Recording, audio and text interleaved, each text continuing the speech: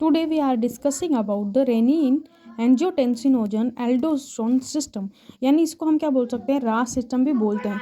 तो रास सिस्टम के बारे में हम क्या करेंगे, डिस्कस करेंगे। तो सबसे पहले अगर हम बात करें कि when the BP is low, हमारा जो ब्लड प्रेशर होता है वो लो होता है। हाइपोटेंशन की कंडीशन अगर डेवलप हो रही है, हाइपोवोलेमिया हो रहा है या इलेक्ट्रोलाइट इम्बैलेंस की कंडीशन डेवलप होती है, इंक्रीज द ब्लड ऑस्मोलिटी क्या होती है, इंक्रीज होता है। ऑस्मोलिटी का मतलब होता है गाढ़ापन होना। हाइपोक्सिया इन टिश्यू को ब्लड सप्लाई क्या हो गई, डिक्रीज हो गई, जिसके कारण ऑक्सीजन जो होता है वो डिक्रीज होता है टिश्यूज़ को, ठीक है। तो उससे हम क्या बोलते हैं, हाइपोक्सिया की कंडीशन डेवलप हो रही है। ये क्या होता है, स्ट्रेसफुल फैक्टर है। अगर इनमें से कोई भी कंडीशन डेवलप्ड होती है तो हमारा रेनिन एंजियोटेंसिनोजन एल्डोस्टेरोन सिस्टम जो होता है वो क्या होता है, एक्टिवेट हो जाता है, ठीक है। अब ये जब एक्टिवेट होता है तो इसके अंदर क्या डेवलप होगा, तो decrease blood supply to the kidney को क्या हो जाएगी, ब्लड सप्लाई की। ऑब्वियसली बात है, जब हाइपोटेंशन होगा, हाइपोवोलेमिया की कंडीशन डेवलप होगी, तो हाइपोटेंशन होगा और हाइपोटेंशन होगा तो ब्लड सप्लाई, रीनल को ब्लड सप्लाई क्या हो जाएगी, डिक्रीज हो जाएगी। यानी किडनी को ब्लड सप्लाई क्या हो जाएगी, डिक्रीज हो जाएगी। और किडनी को ब्लड सप्लाई अगर डिक्रीज हो गई तो रीनल हाइपोक्सिया की कंडीशन डेवलप होगी। और रीनल हाइपोक्सिया की कंडीशन जब डेवलप होगी, यानी किडनी को ब्लड सप्लाई नहीं हो रही, तो रीनल ब्लड को, किडनी को क्या नहीं मिलेगा, ऑक्सीजन नहीं मिलेगी। तो किडनी को ऑक्सीजन नहीं मिलती है तो यहाँ पर हमारी जो रीनल, जो नेफ्रॉन्स का स्ट्रक्चर होता है, नेफ्रॉन का इस तरीके से स्ट्रक्चर होता है।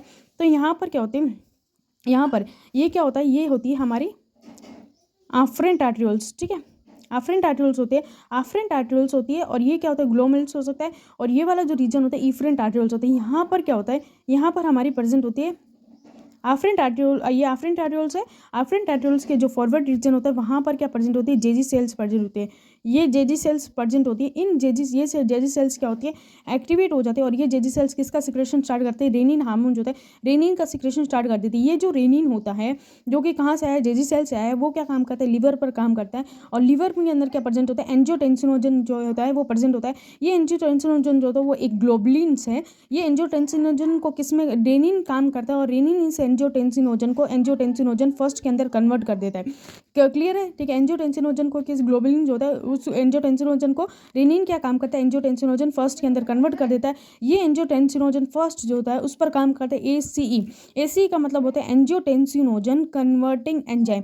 ये एंजियोटेंसिनोजन कन्वर्टिंग एंजाइम कहाँ से आता है, तो ये बनता है पल्मोनरी कैपिलरीज के थ्रू, ठीक है। पल्मोनरी कैपिलरीज जो होती है, जो जहाँ से 80% जो होता है पल्मोनरी कैपिलरीज जो होता है एंजियोटेंसिनोजन कन्वर्टिंग एंजाइम बनाती है। और किडनी जो होती है वो उसकी प्रॉक्सिमल कॉन्वोल्यूट ट्यूब्यूल्स होते हैं, उसके थ्रू जो होता है 20% जो होता है एसी बनता है, एंजियोटेंसिनोजन कन्वर्टिंग एंजाइम बनता है। ये एंजियोटेंसिनोजन कन्वर्टिंग एंजाइम जो होता है वो किस पर काम करता है, एंजियोटेंसिनोजन फर्स्ट पर काम करता है। और इस एंजियोटेंसिनोजन फर्स्ट को एंजियोटेंसिनोजन सेकंड के अंदर कन्वर्ट कर देता है। ये एंजियोटेंसिनोजन फर्स्ट जो होता है वो एंजियोटेंसिनोजन सेकंड के अंदर कन्वर्ट होता है। और ये एंजियोटेंसिनोजन सेकंड जो होता है वो क्या काम करता है, वो करता है promote the secretion of the aldosterone hormone. ये क्या काम करता है, एल्डोस्टेरोन हार्मोन का जो सिक्रेशन होता है उसको प्रमोट करता है। एल्डोस्टेरोन जो हार्मोन होता है वो मिनरलोकॉर्टिकॉइड हार्मोन हो सकता है। ये जो एल्डोस्टेरोन हार्मोन होता है वो सिक्रेट किसके थ्रू होता है, तो जोना ग्लोमेरुलस होते हैं। जोना ग्लोमेरुलस होते हैं, एडिनल कॉर्टेक्स की जो लेयर होती है, 3 लेयर होते हैं एडिनल कॉर्टेक्स की। यहाँ पर एडिनल किडनी के ऊपर प्रेजेंट होती है, जो एडिनल ग्लैंड होती है वो प्रेजेंट होती है। उसकी 3 लेयर होती है, ठीक है। 3 लेयर होती है। सबसे पहली जो लेयर होती है, ठीक है, आउटर जो लेयर होती है, ठीक है, उसे हम जोना ग्लोमेरुलस बोल सकते हैं, जोना रेटिकुलेटर हो सकता है, जोना फेसिकुलेटर हो सकता है। 3 लेयर होती है, GFR से याद रख सकते हैं, GFR, ठीक है। Zona glomerulus, zona fasciculata, zona reticularis, ठीक है। जोना रेटिकुलरिस, जोना जो ग्लोमेरुलस होते हैं वो मिनरलोकॉर्टिकॉइड हार्मोन सिक्रेशन करते हैं। मिनरलोकॉर्टिकॉइड कौन सा हार्मोन है, एल्डोस्टेरोन हार्मोन हो सकता है। एल्डोस्टेरोन जो हार्मोन होता है, ये जो एल्डोस्टेरोन हार्मोन है, जोना जो फेसिकुलेटा हो सकती है वो ग्लूकोकॉर्टिकॉइड हार्मोन का सिक्रेशन करती है। और जोना जो रेटिकुलरिस होती है ना, वो एंड्रोजन हार्मोन का सिक्रेशन करता है। एंड्रोजन हार्मोन के अंदर टेस्टोस्टेरोन और, ठीक है, एस्ट्रोजन और टेस्टोस्टेरोन आते हैं, ठीक है। तो यहाँ पर जो जोना ग्लोमेरुलस होती है वो क्या काम करती है, मिनरलोकॉर्टिकॉइड हार्मोन का सिक्रेशन करती है। तो ये जोना ग्लोमेरुलस होती है, तो मिनरलोकॉर्टिकॉइड हार्मोन कौन सा है, एल्डोस्टेरोन हार्मोन होता है। ये एल्डोस्टेरोन हार्मोन जो होता है वो क्या काम करता है, सोडियम और वाटर का रीअब्जॉर्प्शन करवाता है। क्या करवाता है, सोडियम और वाटर का रीअब्जॉर्प्शन करवाता है। सोडियम और वाटर का अगर रीअब्जॉर्प्शन हो तो ब्लड प्रेशर क्या हो जाता है, इंक्रीज हो जाता है, ठीक है। ब्लड प्रेशर सेकंड जो होता है, ठीक है, ये एंजियोटेंसिनोजन जो सेकंड है वो एंजियोटेंसिनोजन थर्ड के अंदर कन्वर्ट हो जाता है, ठीक है। और थर्ड एंजियोटेंसिनोजन जो थर्ड है वो भी क्या करता है, ब्लड प्रेशर को इंक्रीज इंक्रीज़ करते हैं।